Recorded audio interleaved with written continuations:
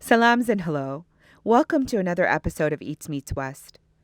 On the menu today is what Wikipedia describes as a sweet and spicy deep fried chicken dish served in North American Chinese restaurants. Yes, it's General Tso's chicken. All I know is my family just loves this dish, and creating a great recipe at home has been so worth it. Get it? Okay, let's get started. First, the chicken. I diced about 1.5 pounds of chicken breast into half-inch pieces. You can use boneless chicken thighs if you prefer dark meat. Just try not to cut them too large, or the final dish can get bulky. Then add what's going to seem like the kitchen sink of ingredients. But the seasoning and the batter happens in one bowl in this recipe, and that's a plus because there's not a lot of mess normally associated with battering and frying chicken. Add a half teaspoon each of salt and pepper to the bowl, 2 teaspoons of garlic powder and 1 teaspoon of ginger powder, 1 teaspoon of onion powder, a half teaspoon of red chili powder, 1 teaspoon of garam masala. This is a spice mix readily available at many grocery stores now, or found at your local Indian store. It's similar to Chinese five spice, but to my palate, a little less pungent. Then add 1 teaspoon of sesame seeds. Also add 1 tablespoon of light cooking oil and a half tablespoon of toasted sesame oil, 1 tablespoon light soy sauce, a teaspoon of baking powder, 3 tablespoons of cornstarch, a quarter cup of all-purpose flour, and 1 egg. Then mix this all together. This is not a runny batter, so you won't really have any leftover batter, and that's a good thing. Less waste, right? While the chicken is marinating, preheat your fryer to 375 degrees. I have a big fryer, so I can fry all this chicken at once, but if you have a smaller one, then fry in batches. Or you can do this on the stove in a deep pan.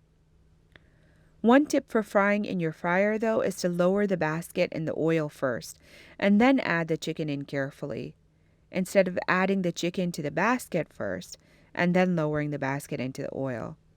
The chicken will not stick to the basket this way.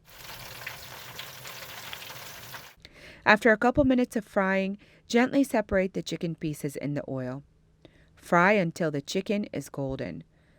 Then drain them on a wire rack, or I just let them drain in my fryer basket while I make the sauce that coats the chicken.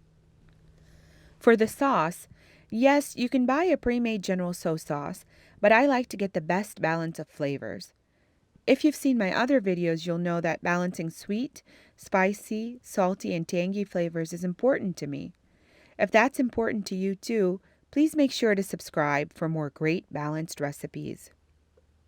Now, to a cold wok, add 1 tablespoon of oil, a half teaspoon of ginger powder, and 1 teaspoon of garlic powder, 1 teaspoon of onion powder, a half teaspoon of salt, a half teaspoon of garam masala, and 1 teaspoon of sesame seeds. This is optional.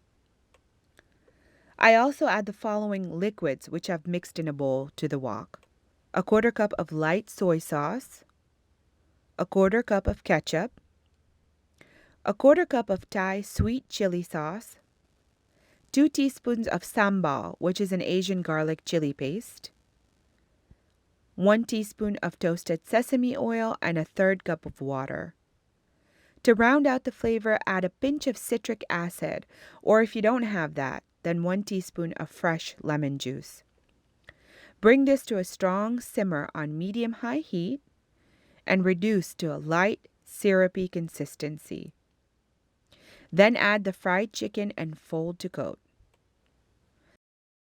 Serve this over warm jasmine rice and garnish with sesame seeds and scallions. This recipe is on repeat at my house, and I hope you enjoy it too. For more fun fusion recipes, please take a moment to subscribe, like, comment, and share. Recipe details are in the description box below.